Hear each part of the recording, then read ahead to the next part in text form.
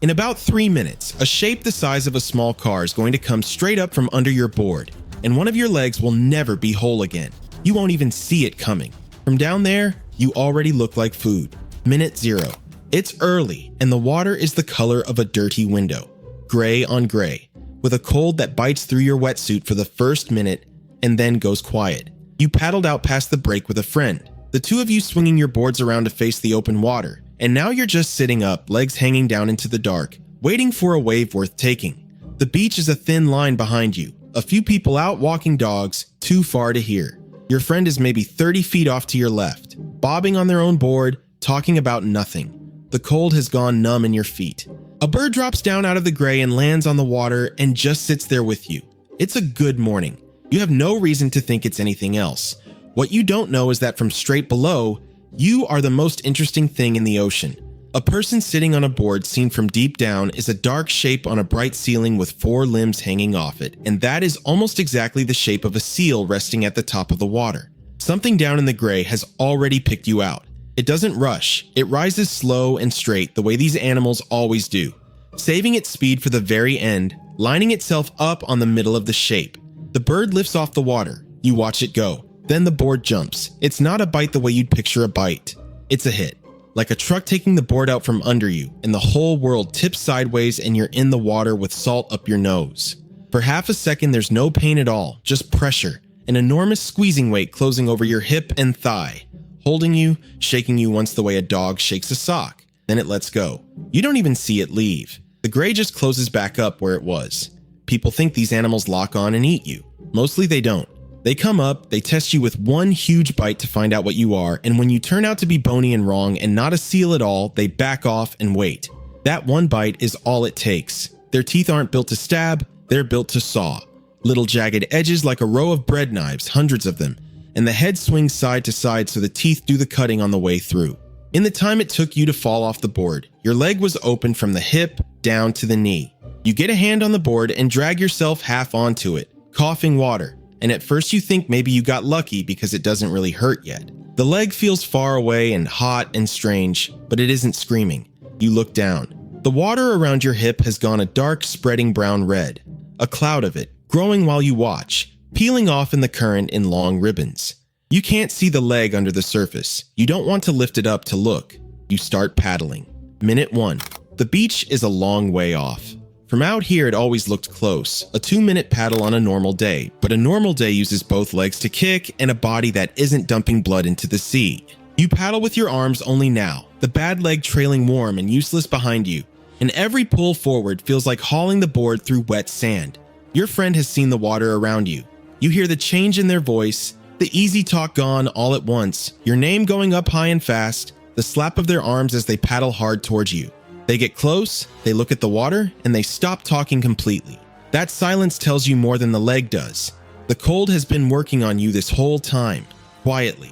Cold water pulls the heat out of a body fast, and a body that's losing blood can't make new heat to replace what it's losing. So the longer you stay in the water, the colder you go from the inside out, not just the skin.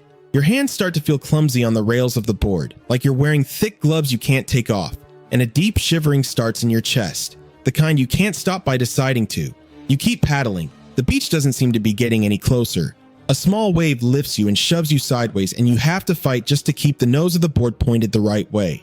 And that's when you understand the current has been dragging you down the coast the whole time, away from where the car is parked, away from the easy stretch of sand. The blood in the water is the whole point of what just happened to you. These animals are built to take one bite and then let the wound do the work, to back off into the deep and wait while the prey weakens and bleeds and stops being able to fight, and only then come back to finish something that can't fight back. It isn't cruel, and it isn't personal. It's just patient. Somewhere under you it might still be there, in no hurry at all. You don't look down anymore. Minute 4. Your friend is right beside you now, one hand clamped on your board, twisting around to shout toward the beach, and the people who were walking dogs have stopped and turned into small still shapes staring out at the water. Your friend grabs the cord that ties your board to your ankle, the leash, unclips it and wraps it around the top of your thigh, up above where all the warmth is coming from, and hauls it tight and knots it off.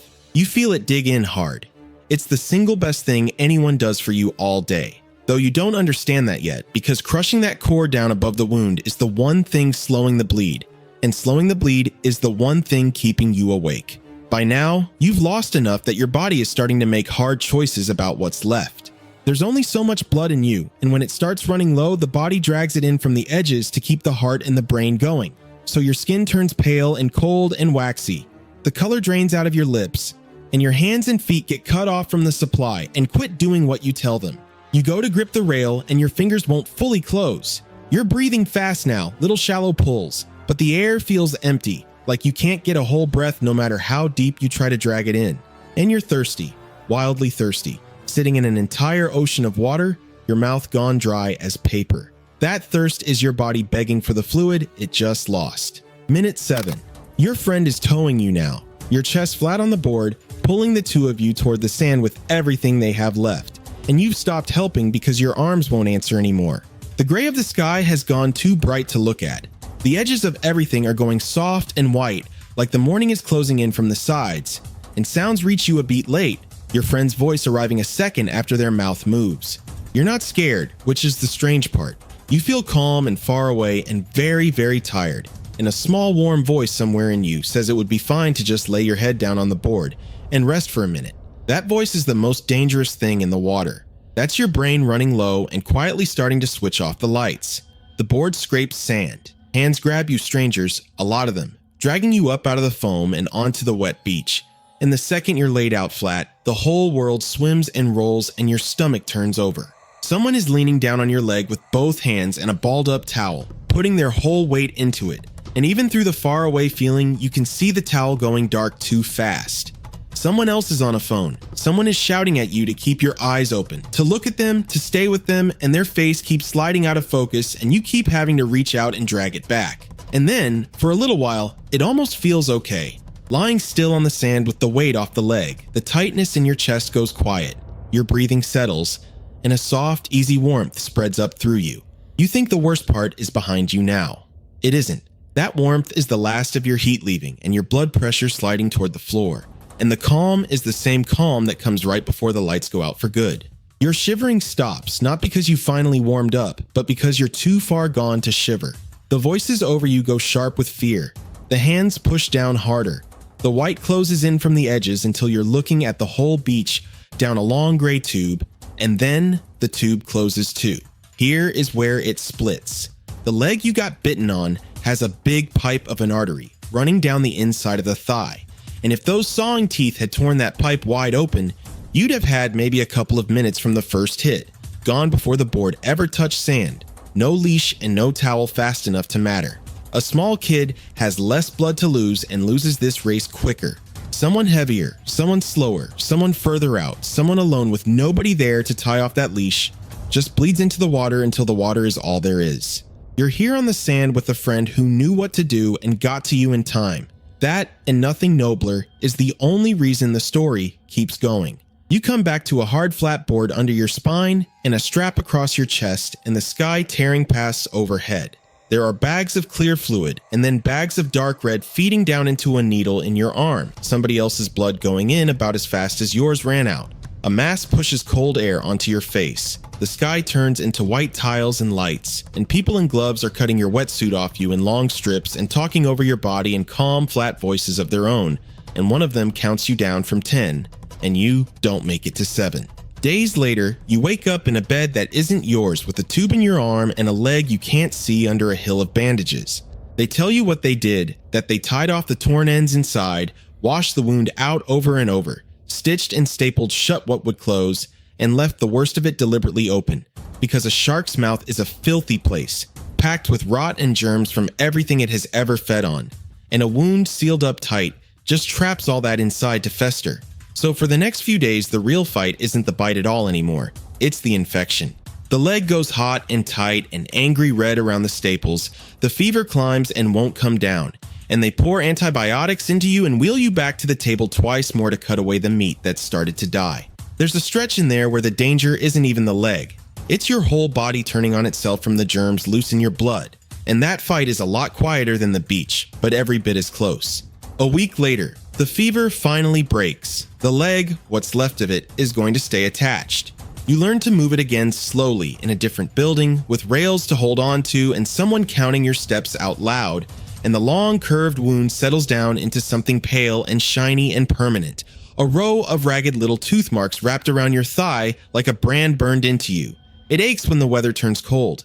They tell you it always will. Months later, you go back to the beach one time because people keep telling you it'll help. You stand on the sand in the same gray early light, the same dirty window water laid out flat in front of you, the same thin line of people walking dogs. It looks exactly the way it always looked. You get your feet wet to the ankles, and when a cloud shadow slides across the water out past the break, a dark patch moving under the surface right where the dark patch came from before, your whole body locks up and the bad leg won't take the step forward, and your heart is already slamming before your head even works out why. You back out of the water. You go and sit down on the dry sand, high up, well away from the tide line, and you watch the gray water do absolutely nothing at all. You don't go back in, you never will. And that's it for today's survival adventure stories. That was pretty crazy, right? Well, it gets worse.